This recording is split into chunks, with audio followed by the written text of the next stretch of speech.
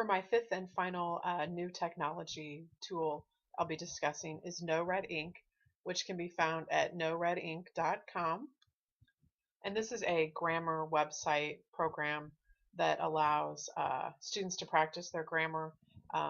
There's many lessons that you can organize and kind of differentiate for each student where their weaknesses lie. There's pre-tests and quizzes and assignments. One of the really cool things about it is that it lets you design your own profile, so it pulls pop culture type of things into the questions.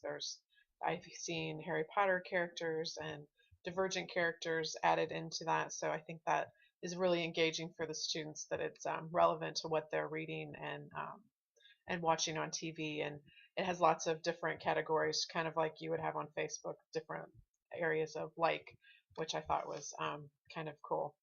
Uh, the reason I chose this site is that the way that you can easily differentiate having many different types of learners in class and working at different levels. I know how difficult that can be.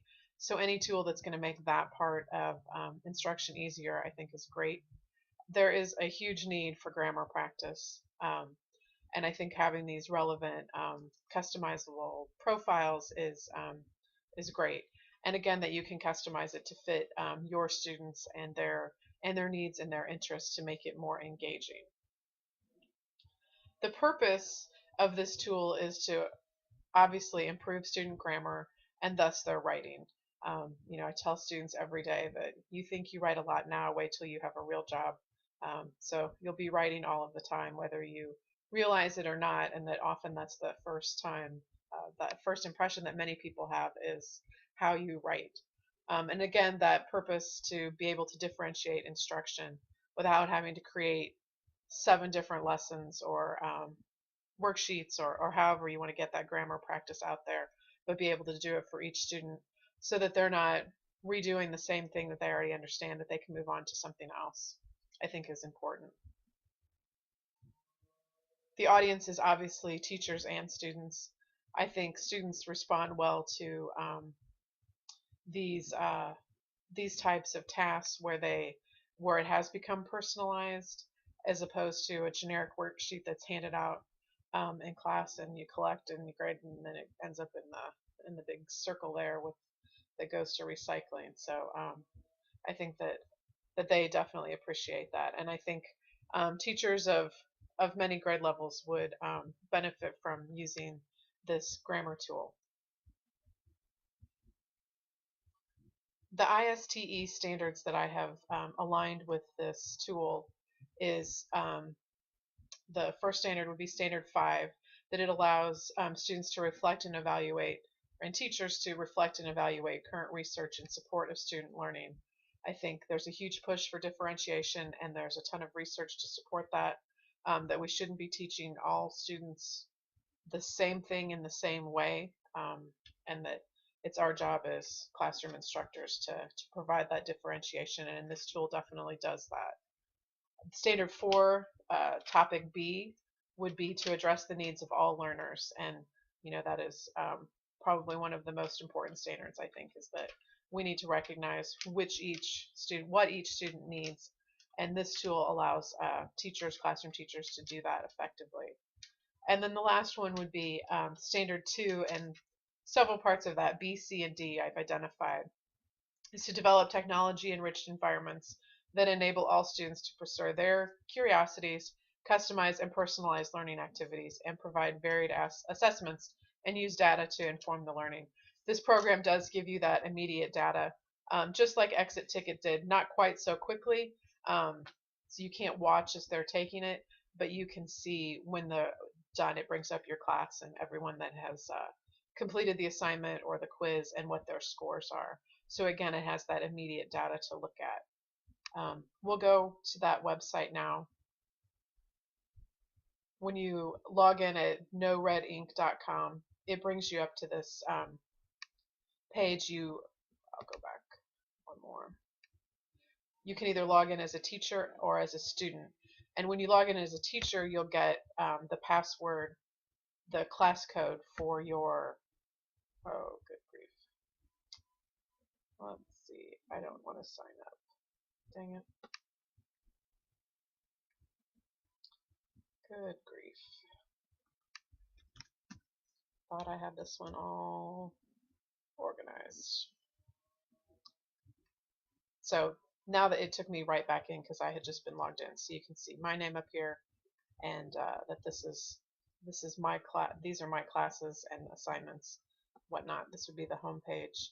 You can go to see anything that's been assigned. These are just what I've been playing around with. Here is where you can create an assignment or a quiz or a pretest. It's the same process for any of those. So we'll go ahead and click on the create an assignment, and we'll just name it assignment 2. And we'll just do 10 questions, 1 point apiece. And you can click over here for all of the different topics. So commas definitely give my students a problem. So we can go to comma splices, mastery group, those. Some of these are locked because they to get the premium package. But I think there's plenty, this mastery group, and then it will create questions from all of those. So we can go right here to this assignment 2. We can preview it, and you can see that it's very easy to read for the students. It gives them clear instructions. So we're going to click on the punctuation if it needs to be. After this tutorial, obviously, that should be not a colon or a comma. Yep, and then it tells you great. And we can submit our answer. And then we'll drag the comma there. So sometimes you're going to put things in. So it walks you through the answers for that.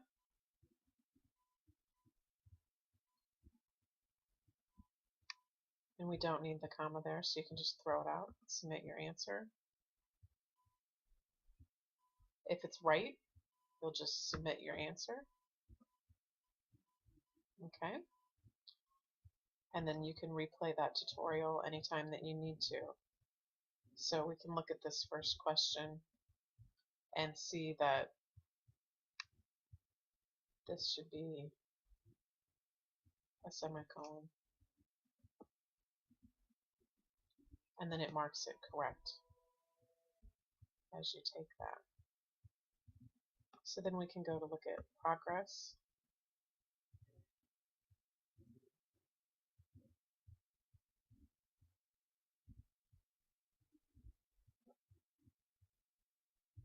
And I've not added any students into this class. Back at the beginning, if we go back to the home page, this is the class code that I would give my students. And we can click on the view site as student. And when they would log in, they would put that. And this is how it helps them update their interests. So, if they like Morgan Freeman, these are things that I just clicked, and you can they can update their interests to personalize it for themselves. So there's TV shows, movies, cartoons, so that you could even gear it towards the younger student. We've got a little Dora. You can open these up and see cartoon characters. There's just a multitude of different categories. We've got athletes and even soccer players for those football fans out there, which is kind of cool. So we'll go back to home, and we're still in student view, and they'll see the same, and then here would be where they would enter that class code and join. And you can see that I've taken one of the tests as a student just to see how that part of it would work.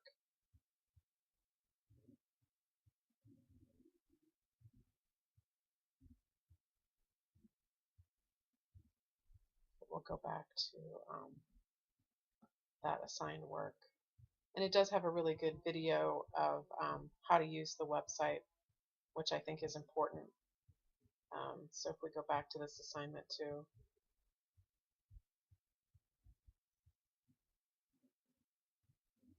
we can go back to that preview and change that again. I wanted to get to a question that seemed like it was pulling student interest out.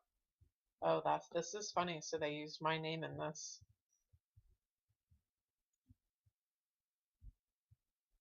So we would put a comma there after autographs. I like that they use the teacher's name. That's fun.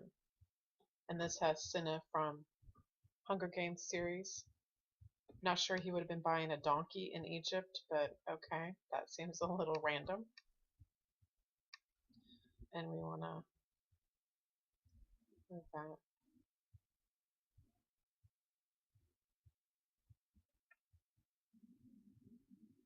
So I think you get the idea that they're customized. Here we have Timon because I had put in Lion King as an interest. So the website seems very easy to manage. It'll show progress again, and you can add students, or students will be added as they log in with that class code. And you can have different classes. Since I teach English all day long, I would just need that. I might do different class names for the different periods, but only having 52 students, I could probably put them all in one class, and then I would get maybe a better idea of looking at the data that's provided of how we're doing overall for the students in our program. So this No Red Ink was the last of my 5 technologies. I hope some of them are new to you and maybe you'll use in your classroom. Thank you.